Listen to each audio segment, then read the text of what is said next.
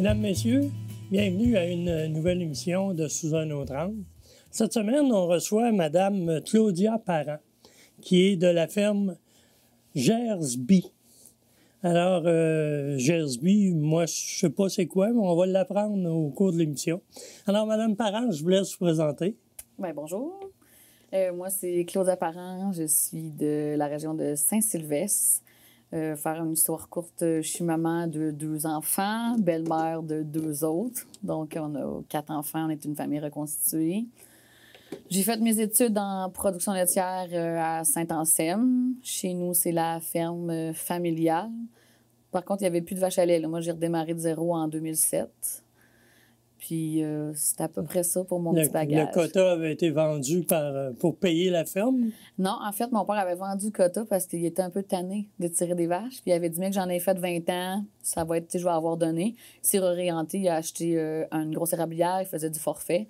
Mais on avait tout gardé les fonds de terre, puis on avait mis des animaux de boucherie. Fait que ça a resté quand même dans l'agriculture, mais plus de vaches à lait. Oui, ça faisait un investissement moins élevé aussi. Oui, puis là, lui, il était tanné de faire la traite. Fait que... Puis là, vous avez gardé des animaux de boucherie. C'est quel genre d'entreprise? En fait, mon père avait gardé des animaux de boucherie. On faisait du vache-veau. Puis là, moi, j'ai eu la passion pour la production laitière. Fait qu'au fur et à mesure, j'ai travaillé 5 années sur une ferme laitière à l'extérieur. OK, parce qu'il n'y en avait plus chez vous. Parce qu'il n'y en avait plus chez nous. Puis mon père m'avait bien dit, va prendre l'expérience, tu vas voir. Puis pour vrai, ça a été bénéfique, là, tout ça, d'aller apprendre ailleurs, t'apprends d'autres techniques. Puis au fur et à mesure, on a vendu vaches à bœuf parce que là, moi, j'ai eu un programme d'aide au démarrage pour une relève pour partir, dans le fond, racheter des vaches, racheter du quota. Fait que je suis partie là-dessus. J'ai eu l'acceptation en 2007, puis j'ai commencé à tirer mes vaches en 2008. À février 2008, j'ai envoyé mon premier bassin de lait. Fait qu'au fur et à mesure, les vaches à bœuf sont parties. Puis là, j'avais juste des vaches à lait dans la race Jersey. Mais là, les vaches à bœuf reviennent depuis à peu près 3 ans dans le troupeau. Mais avez-vous encore la laiterie? Oui, en fait, je tire encore des vaches. C'est comme en plus, on a 40 kilos de vaches à lait dans la Jersey. OK. Au départ, vous aviez 25 kilos qui étaient accordés? Oui, puis même moi, c'était 10, fait que c'était 20 au départ. OK. C'était encore plus petit. Puis là, au fur et à mesure, on a grossi. Ça, vous en achetez, c'est sur encan, ça? Oui, dans le fond, à chaque mois, on mise, c'est une mise, puis on achète le quota, la quantité qu'on veut selon la disponibilité. OK, puis avez-vous l'intention de regrossir encore le côté laitier? Peut-être plus tard, qu'on voit la relève aussi, mais avec les enfants, mais pour le moment, on s'est comme dirigé un peu plus vers le bovin de boucherie. Là. Puis vous avez donné un nom à votre ferme? C'est devenu un nom commercial, ça? Oui, exactement. C'est enregistré? Oui. La signification c'est Jersey? Oui, c'est ça. Dans le fond, quand on a démarré, je savais que je m'en allais dans la race Jersey. Il n'y en avait pas beaucoup ici, là. C'est les petites vaches brunes, là. Il y en a qui disent que ça ressemble à des chevreuils, là. Fait que ça, c'est une petite race de petites vaches. Puis moi, je voulais m'en aller là-dedans. Fait que le JRS pour Jersey et le BI pour biologique. Parce que je savais que je voulais m'en aller dans la production bio. Fait que c'est pour ça que j'ai mis ce nom. Mais ces animaux-là, ces vaches-là, donnent moins de lait que les blanches et noires? Oui, ils donnent un peu moins de lait, mais les composantes sont plus là pour le gras et la protéine. OK. Puis comme on sait que maintenant, ce qui fonctionne bien, c'est le yogourt, le fromage, le beurre. Ce qu'ils ont besoin dans les laiteries, c'est beaucoup ça. Plus les composantes élevées un peu que la quantité de lait. Fait que c'était visionnaire un peu dans le temps de m'en aller vers la Jersey, oui. Mais vous avez votre quota, puis vous êtes obligé de vendre une compagnie, je ne sais pas laquelle, la Gros Peu. En fait, moi, je suis pas Gros Peu, mais ça s'en va à la Fédération. Puis la Fédération des producteurs de lait, c'est elle qui le divise dans les usines qui veulent produire le lait. Ouais. Puis la quantité de lait que vous envoyez, peut-être un peu moindre, mais plus de gras. Exactement. Puis les animaux de bœuf, eux autres. Oui. Les animaux de boucherie sont arrivés un peu quand mon conjoint est arrivé dans l'entreprise. On voulait comme une autre diversification pour ramener un salaire aussi. Puis tout le monde qui venait manger chez nous trouvait donc que la viande était vraiment bonne. Votre viande est vraiment bonne, c'est tendre. Puis là, on s'est dit, écoute, c'est bio, hein? Oui, tout est biologique chez nous. Depuis 2015, j'ai autant le lait que le côté boucherie, tout est biologique chez nous. Fait que je savais que j'avais un produit de qualité. Puis on a dit, pourquoi pas? Puis en plus, ça valorisait nos animaux, du fait que, tu sais, des vaches à lait, c'est des filles. Fait qu'on élevait les filles. Puis les petits gars, on avait un petit peu plus de misère à les envoyer à l'encan ou quoi que ce soit. Fait que là, en croisant avec du bovin de boucherie, fait que dans le fond, je croise ma vache à lait Jersey avec un animal de boucherie, ce qui me donne un mix. Puis c'est ces animaux-là que j'élève pour la viande. Fait que ça fait une viande vraiment tendre, qui est maigre, qui est vraiment une bonne qualité.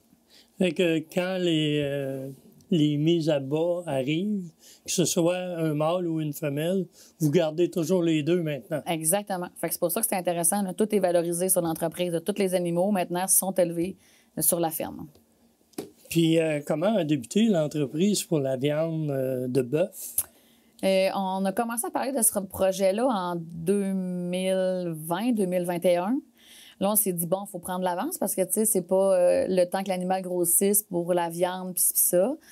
Puis là, on a commencé à élever nos animaux. Puis on a fait abattre un premier. Puis on a vu la qualité de la viande. On voulait s'assurer, nous autres aussi, de la qualité de la viande, puis tout ça. Puis le temps que ça prenait pour le rendre à terme.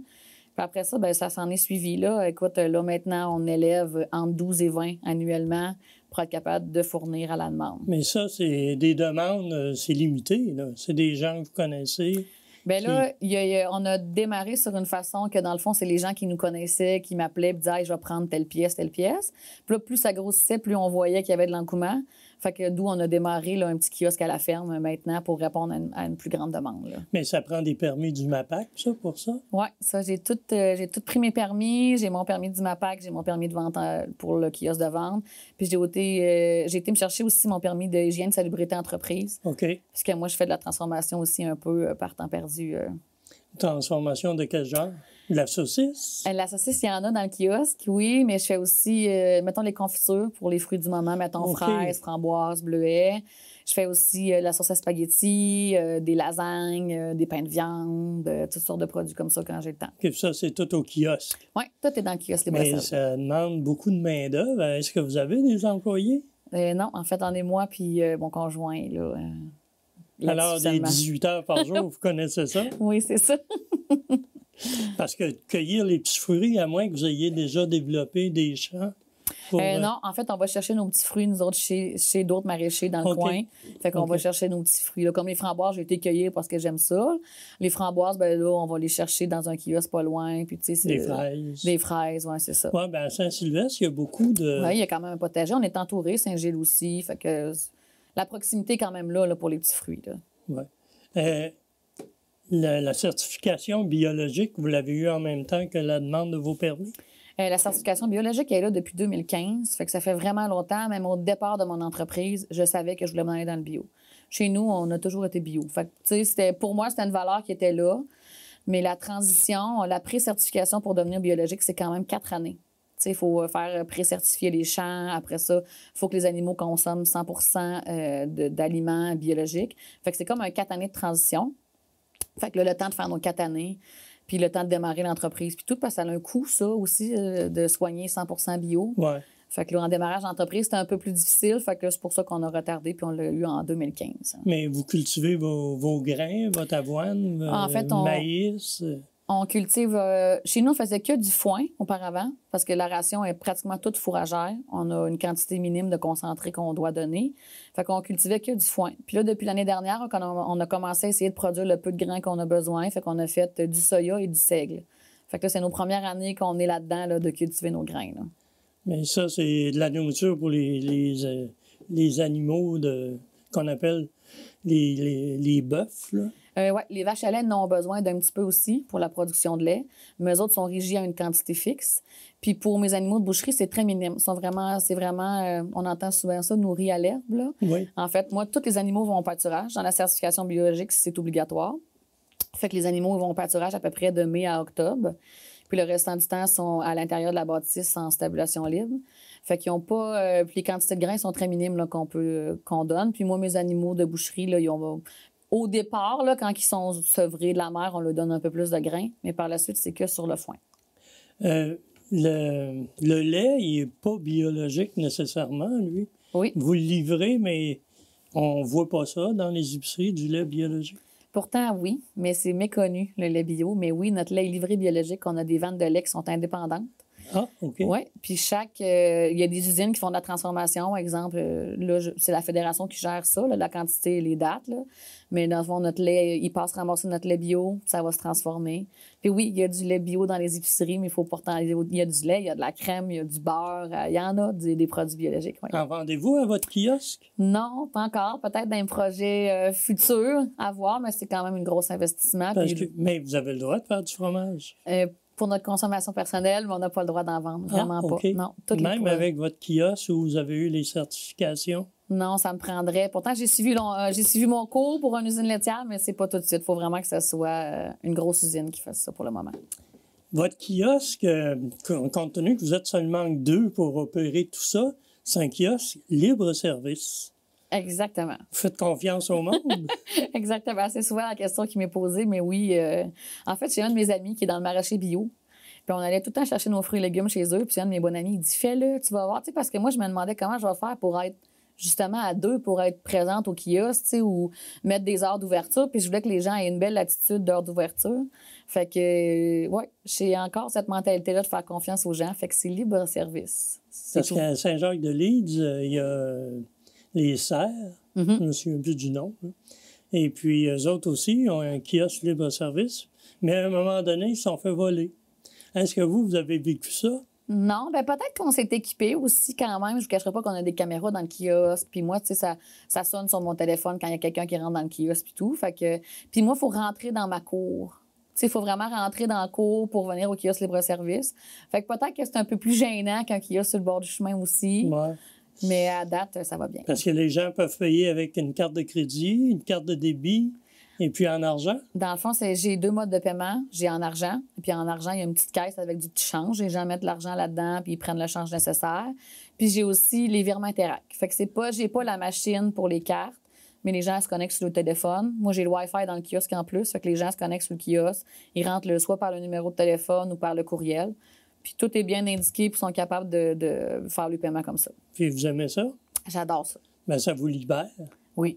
Avez-vous l'intention de créer des emplois ou vous allez suffire encore longtemps comme ça? Pour le moment, ça va. Les enfants aiment ça. Ma fille aime beaucoup ça.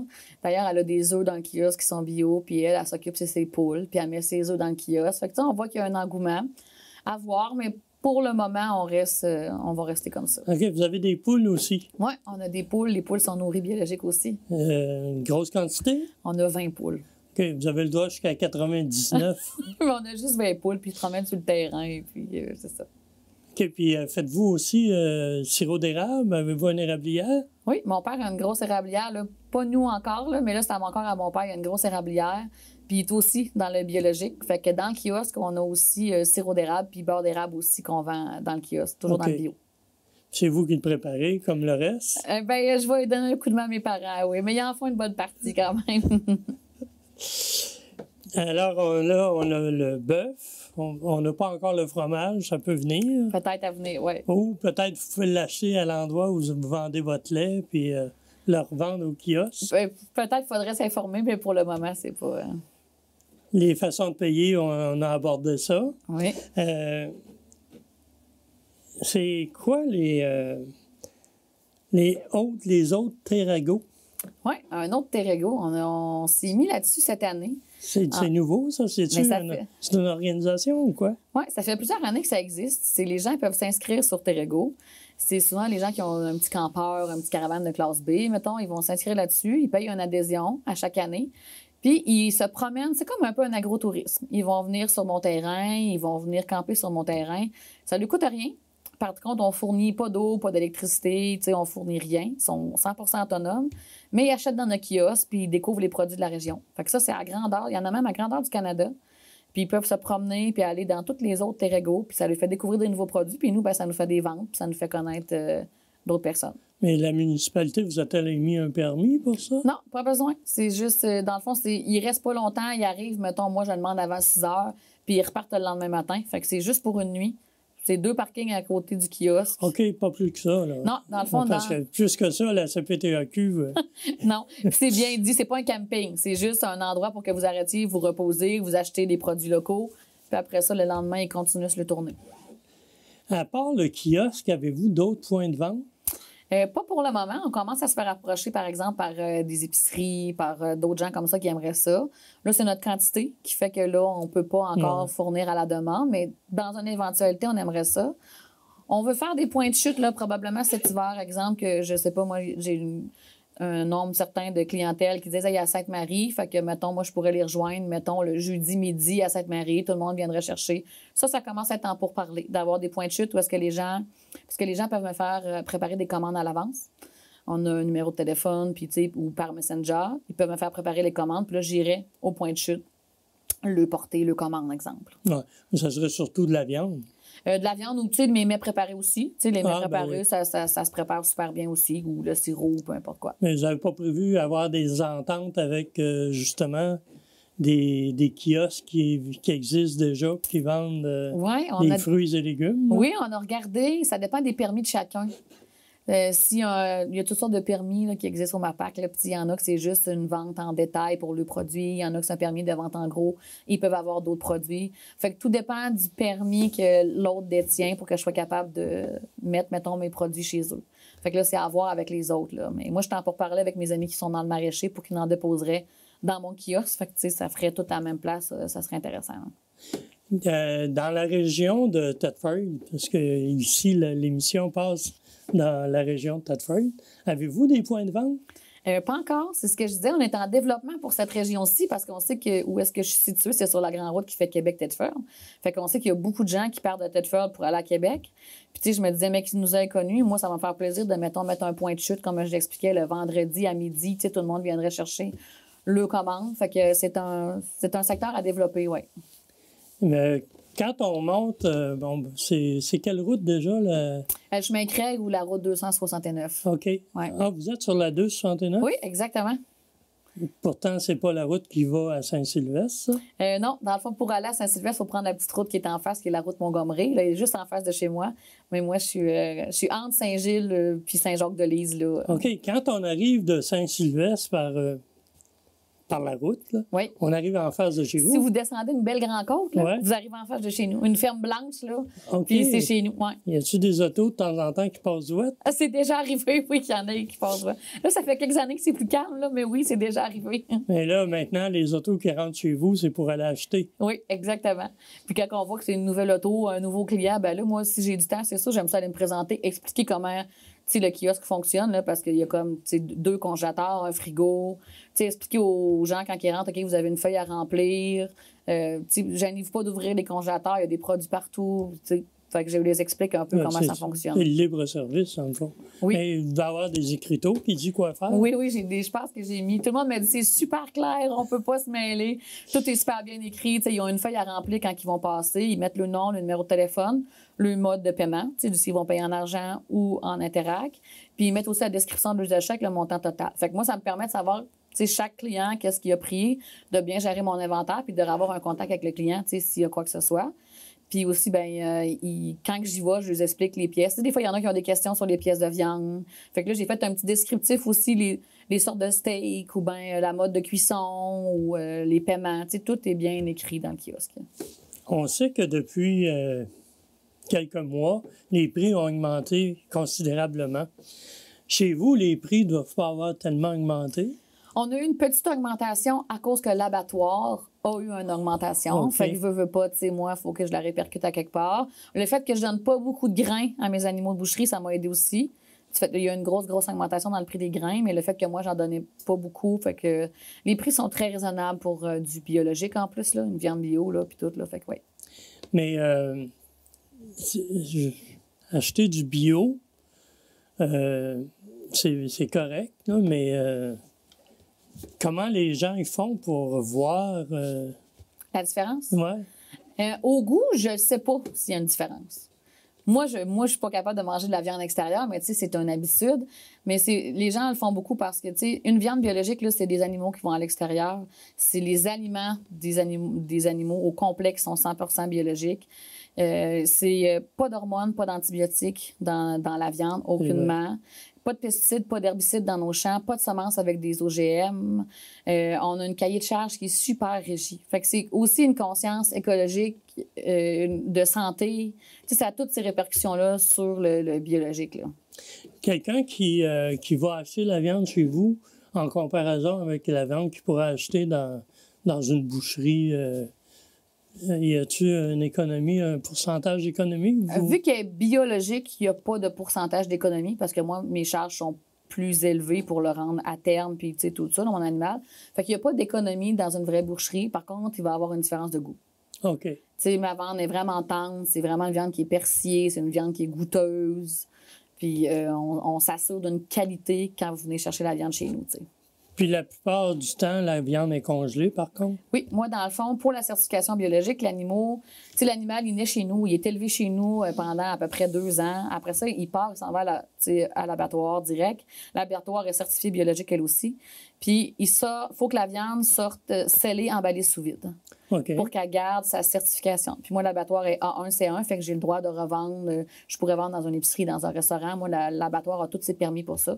Fait que la viande revient emballée, scellée sous vide, congelée à la maison. Congelée même. Oui, elle est même congelée. Pouvez-vous en avoir non congelée? Je pourrais en avoir non congelé, c'est sûr. C'est plus le dilemme est plus de savoir quelle pièce que je vais laisser décongeler pour qu'il va sortir aujourd'hui. Tu sais, c'est un peu plus compliqué de savoir qu'est-ce que le client va venir chercher. Puis ça reste pas longtemps. Tu sais, on peut pas la laisser longtemps décongeler. Fait que c'est un peu ça le dilemme. Tu sais, par contre, ça se dégèle. Je le dis tout le temps à mes clients, ça se dégèle super vite une pièce de viande.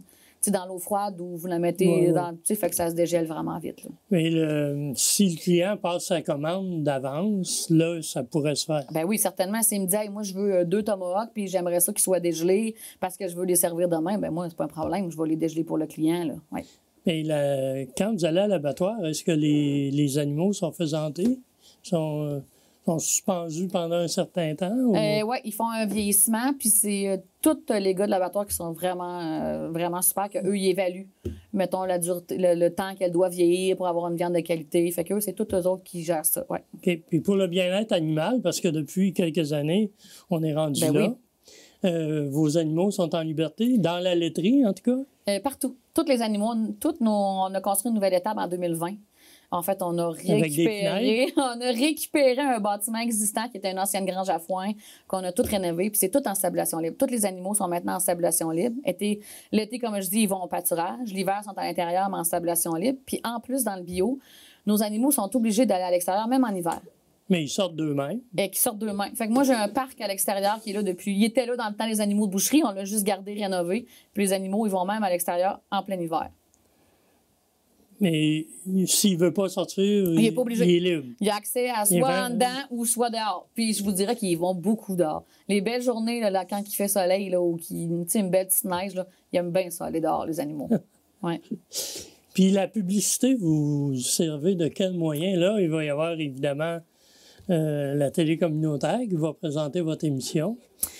Puis ça va être sur YouTube jusqu'à la fin des temps.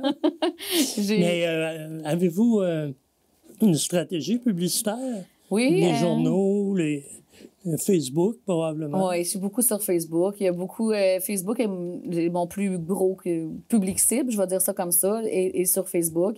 J'ai un Instagram aussi, j'ai un TikTok. Tu sais, j'aime bien ça, faire connaître autant la production laitière que la production de boucherie dans le biologique. Mais je suis Facebook. Tapez Ferme Jersey, vous allez trouver. Facebook, c'est mon plus gros.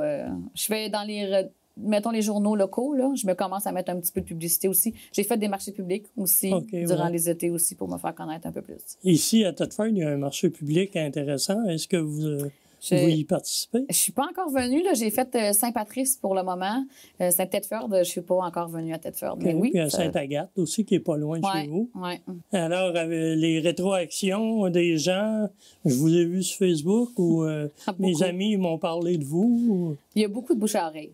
Je vous dirais que beaucoup de bouche à oreille. Là. Mettons, sur Facebook a vu une publicité, là, il est venu chercher. Des fois, c'est juste un paquet de viande hachée pour faire un test, puis il revient, puis là, il l'a dit à un autre, puis il l'a dit à un autre, puis il l'a dit à un autre. Fait qu'il y a beaucoup... Tu sais, ça reste que le bouche à oreille, je pense que c'est encore la meilleure façon de se faire connaître. Mais ça prend une première publicité qui va se partager beaucoup, tu sais, sur Facebook, puis il va là, puis fait que c'est... Mais oui, de beaucoup de bouche à oreille.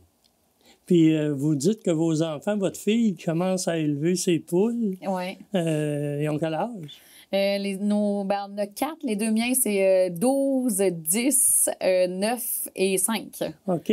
Fait que... pas encore tout à fait prêt pour... Non, pas encore. Avez-vous l'intention de grossir? Si on grossit, ça va être les animaux de boucherie, parce qu'on commence, si la demande est intéressante, on sait qu'on a une viande de qualité. Fait que pour le moment, on va peut-être opter sur le côté animaux de boucherie pour avoir une plus grande quantité de viande pour être capable de suffire aux clients.